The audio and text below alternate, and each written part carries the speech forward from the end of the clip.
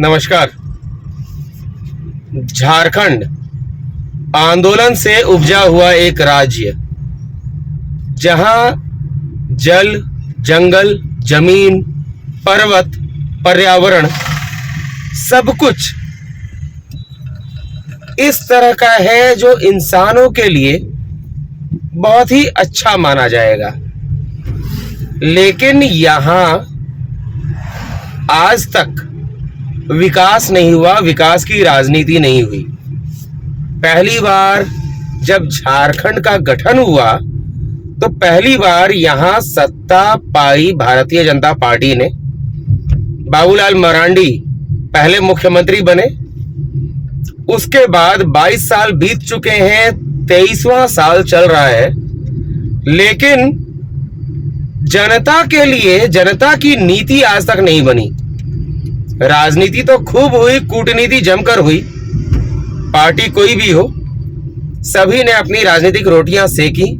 और अभी इस समय झारखंड में सत्तारूढ़ गठबंधन जो है वो एक और घृणित राजनीति में उतरा हुआ है। आपको ध्यान होगा, झारखंड में झारखंड मुक्ति मोर्चा यानी झामुमो, राष्ट्रीय जनता दल यानी राजद और कांग्रेस, इन तीनों की पार्टियों के गठबंधन की सरकार चल रही है। और ये तीनों ही जो गठबंधन है ये इस समय केंद्र में मौजूद भारतीय जनता पार्टी से लोहा लेने में लगे हैं। झारखंड में भारतीय जनता पार्टी इस समय प्रमुख विपक्षी दल है। अब बात करते हैं कांग्रेस की, जिसके 4 विधायक मंत्री हैं झारखंड सरकार में। लेकिन इस कांग्रेस ने अपने गठबंधन सहयोगियों के साथ मिलकर अपना बेस, अपना आधार तैयार करने के बजाय राजनीति को ही नई दिशा देने की शुरुआत की है। जनता के लिए कुछ नहीं कर रहे हैं, ये हाय तौबा मचा रहे हैं अपने अध्यक्ष रह चुके नेता और वायनाड से सांसद राहुल गांधी जी के लिए। मतलब गांधी परिवार की भक्त ये कांग्रेस झारखंड की राजनीति छोड़कर, झारखंड की जनता छोड़कर राहुल गांधी के नाम पर झारखंड में हाय तौबा मचा रही है। राहुल गांधी जी से हाल ही में दिल्ली पुलिस ने पूछताछ की, या उनके घर भी गई दिल्ली पुलिस। और कारण था, जम्मू कश्मीर में राहुल जी ने महिलाओं के बारे में कोई बयान दिया। बयान क्या था उसका जिक्र करना आवश्यक नहीं है, लेकिन बयान दिया। दिल्ली पुलिस ने संज्ञान लिया, उनसे पूछताछ की और आखिरकार ये एक मुद्दा बन गया। कांग्रेस ने, देखिए, बयान दिया उन्होंने जम्मू कश्मीर में, पूछताछ की घटना हुई दिल्ली में, और झारखंड में कांग्रेस केंद्र सरकार का पुतला दहन करती है। यहां की जनता के लिए क्या करना है, यहां विकास का काम कैसे करना है, भैया आप सरकार में हैं। लेकिन उन सब चीजों को छोड़कर आप जनता को परेशान कर रहे हैं। आमतौर पर जो विपक्षी पार्टियां होती हैं वो रास्ता जाम करती हैं, पुतला दहन करती हैं, कई काम करती हैं। आप तो झारखंड की सत्ता में मौजूद हैं और झारखंड की सत्ता में रहकर आप झारखंड की जनता को परेशान कर रहे हैं। आप और आपके सहयोगी जनता के लिए कुछ ना करके जनता को कष्ट देने में लगे हैं। ये कैसी राजनीति है? ऐसी घृणित राजनीति कब तक करती रहेगी कांग्रेस और उसके साथ सत्ता में मौजूद शामिल अन्य सहभागी? जहां तक विपक्षी दल भाजपा की बात है, भाजपा को भी इन दिनों कोई काम नहीं है।